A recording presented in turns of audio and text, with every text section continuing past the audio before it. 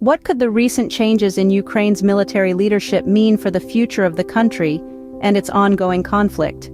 This might be a question that's been echoing in some minds since the announcement of the new commander-in-chief of the Ukrainian armed forces. A critical moment has dawned on Ukraine, with its units struggling on the front lines and facing shortages of ammunition and experienced soldiers.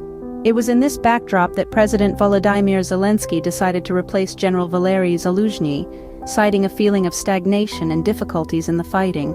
Enter the new commander, General Oleksandr Syrsky.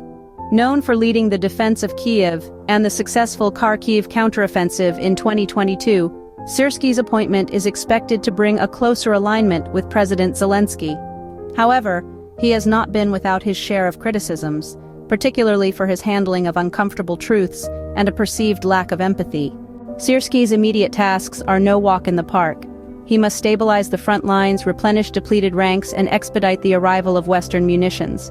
This last task is especially critical, given the current blockage of the U.S. military aid package in Congress, causing a slowdown in Ukrainian military planning and operations.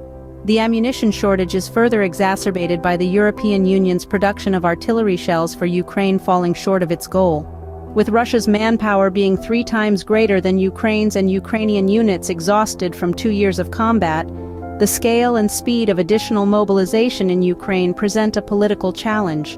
Zelensky's concerns extend to the government's ability to pay for a larger standing army and the exhaustion of the population. Meanwhile, Zaluzhny has argued for a step change in battlefield technology, including more sophisticated drones and cyber technology, as the Russian military demonstrates learning and adaptation, particularly in the use of drones and electronic warfare.